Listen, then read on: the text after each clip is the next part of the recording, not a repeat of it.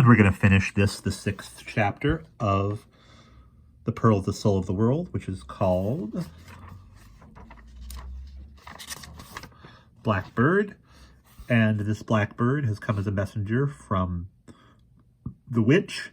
He stuck the pin in Ariel's ear that we remember from the beginning of the book.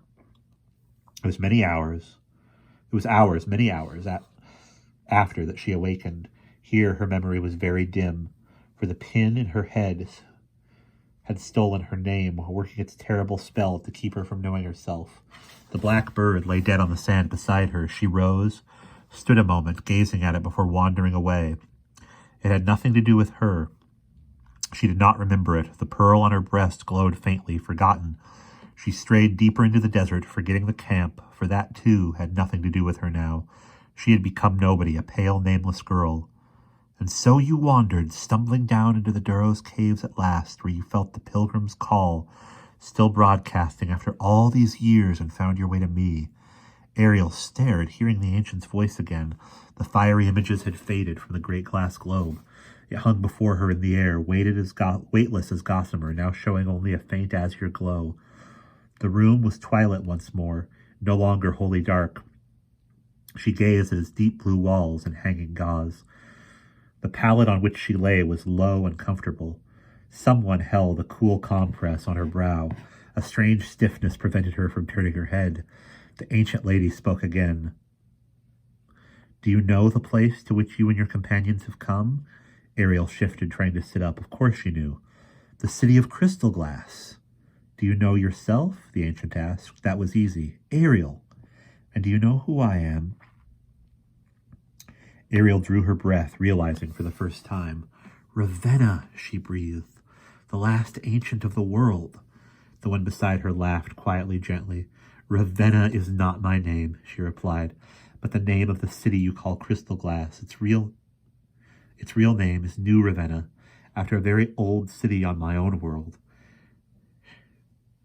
She laughed again, and the airy globe trembled slightly as her words eddied in the atmosphere. "My own name is nearly unpronounceable. That is why for so long I was simply called the Lady of Ravenna. Somewhere it was shortened to the Lady Ravenna, and sometime even the Ravenna, which the Duros still use, and finally, now by the upper lands, simply Ravenna. You had better go on calling me that. Do you feel well enough to rise?" Ariel managed to nod. Her body felt odd, stiff, yet at the same time strangely supple, almost as though she had awakened into new flesh, never before inhabited or used. The sensation troubled her for a moment. As she struggled to sit up, the blood ran from her head, and she felt dizzy. Then she steadied. Her hand went to her breastbone, the space there empty now. "Ravenna," she whispered, "what have you done with my pearl?" "Hold out your hand," the other answered gently. As Ariel did so, the great delicate globe drifted nearer, as if beckoned. Descending, it contracted, solidifying its blue light, deepening, until by the time it touched her palm it was hard and dense, no bigger than the end of her thumb. Ariel stared. "My pearl!" she breathed. "Yes, child," the ancient lady said, "though I have made it much more now than a kindred lampwing's egg." Ariel brought it closer to gaze at it. Ravenna's great dusky hand reached past her to touch the glowing jewel. Ariel felt a little thrill of energy, utterly cool, like a feather's touch, and the light of the tiny conundrum globe changed from cerulean to white. And that is the end of the 6th chapter.